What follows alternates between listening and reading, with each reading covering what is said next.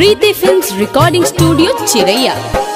बाबा भोले दानी सुनी, बाबा भोले दानी सुनी और जी हमार हो, हमरा लभर के बोला दिए बाबा, शादी रचाई भी देवघर हो।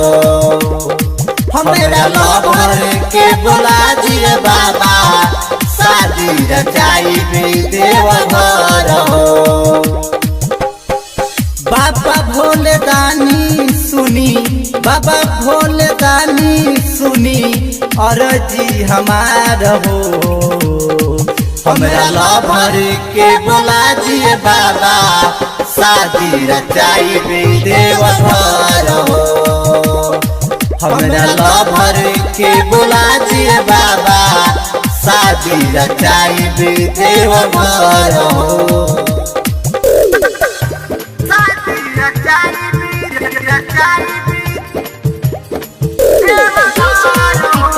बोला बोला देवघर वाले बाबा की।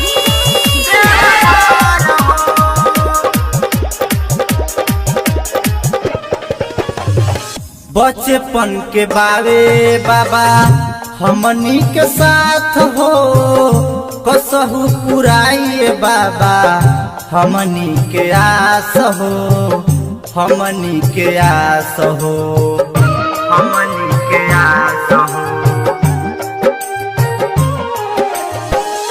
बचपन के बारे बाबा हमनी के साथ हो, कसहु पुराइए बाबा हमनी के आस हो, हमनी के आस हो, हमनी के आस हो। हमरो के अपन तनी, हमरो के अपन तनी बूझी कलेस हो, हमरा लभर के बुला दिए बाबा, शादी रचाई भी देवघर हो।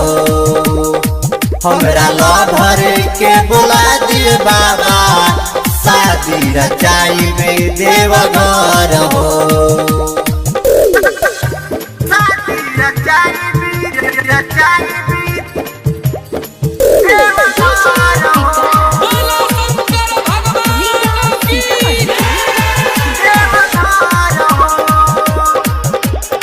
प्रीति फिल्म्स रिकॉर्डिंग स्टूडियो चिरैया। सुनील सागर बाबा कमर लेके आई, किशन अवधेश के बाबा असरा पुराई, असरा पुराई, असरा पुराई। राइटर विशाल मोहन कंवर लेके आई, मानिस लखिंदर के बाबा असरा पुराई, असरा पुराई, असरा पुराई। आगम अरविंद के बाबा, आगम अरविंद के बाबा कराई दी सेट हो, हमरा लभर के बुला दिए बाबा, शादी रचाई भी देवघर हो। हमरा लभर के बुला दिए बाबा, शादी रचाई भी देवघर हो। बाबा भोले दानी सुनी, बाबा भोले दानी सुनी और जी हमार हो, हमरा लभर के बुला दिए बाबा, शादी रचाई भी देवघर हो।